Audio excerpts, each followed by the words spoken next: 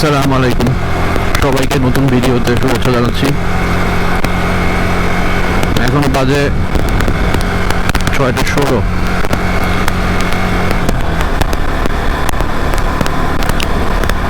আজকে যাচ্ছি 300 ফিট। 300 ফিটের উপর দিয়ে শাপলা বিল আছে। কয়েকদিন দেখলাম ফেসবুকে পোস্টের বিষয়ে, বাইকারদের জন্য না, যারা ভ্রমণ পিপাসু তাদের জন্য।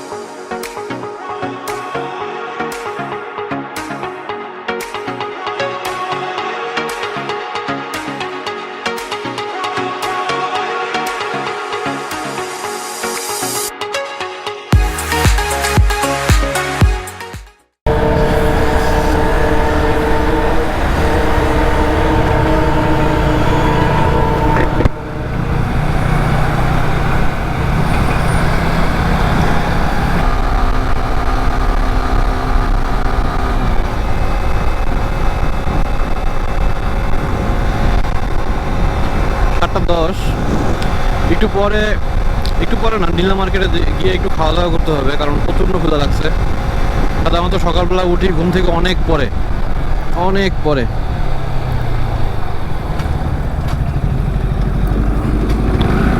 কিন্তু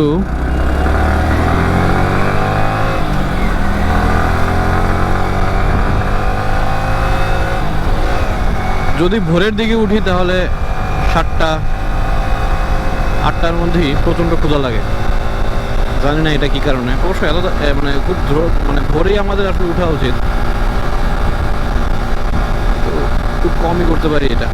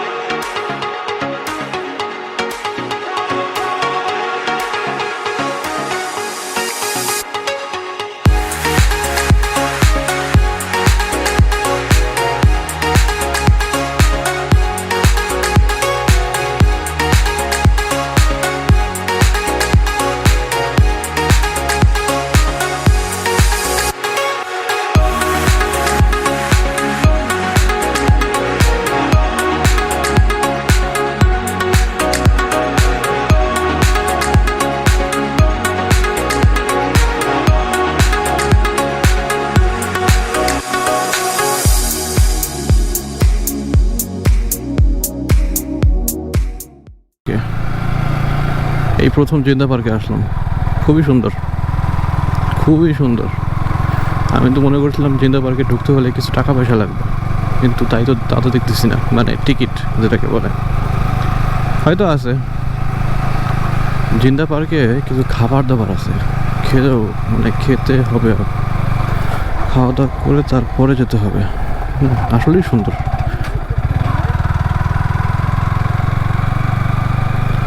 খুবই সুন্দর, খুবই সুন্দর। আচ্ছা, শাপলা বিল আগে ঘুরি, সেখানে গিয়ে আপনাদের সাথে দেখা হবে।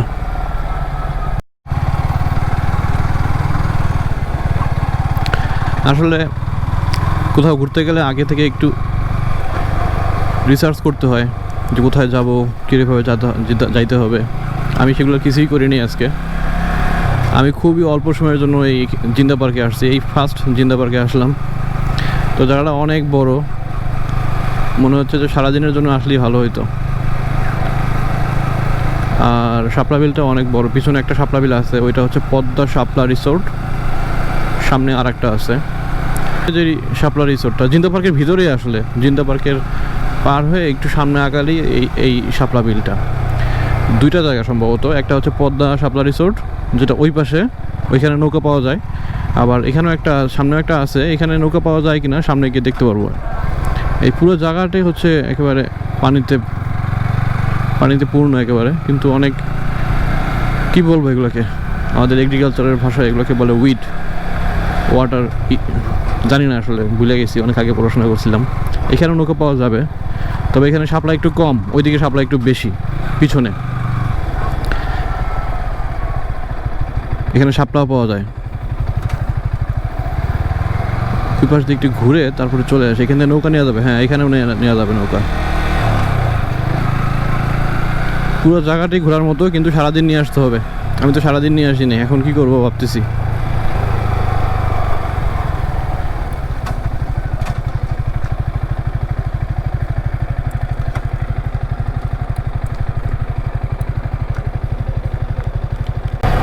শাপলা, অনেক শাপলা এখানে। জিন্দা পার্ক আসলে ঢাকার মধ্যে না, নারায়ণগঞ্জের মধ্যে, আমি এখনো বের করতে পারলাম না এটা। আরো পানি থাকলে আরো ভালো হইতো। 1 মাস আগে আরো পানি ছিল, তখন অনেকেই ঘুরে গেছে, ফেসবুকে আপলোড দিছে, তো সেটা দেখে অনেকেই আসছে আজকে না, মানে আসতেছে সবাই। এত ভালো রাস্তা হলে মোটরসাইকেল চালাইতে ইচ্ছা করে।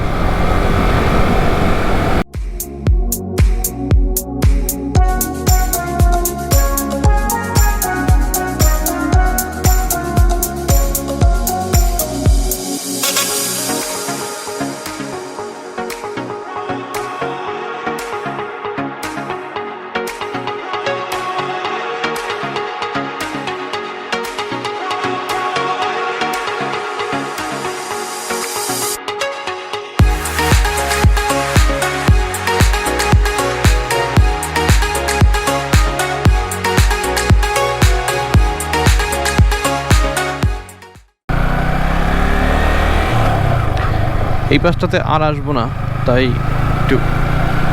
একটু ভিডিও করে নিয়ে যাই। অনেক দূর গিয়েছিলাম ওইদিকে, মালিবন নাকি বালিবন জানি না। আসলে নতুন রাস্তা সবসময় বাইক চালাইতে ইচ্ছা করে, চালাইতে অনেক দূর চলে গেছিলাম। ইয়ো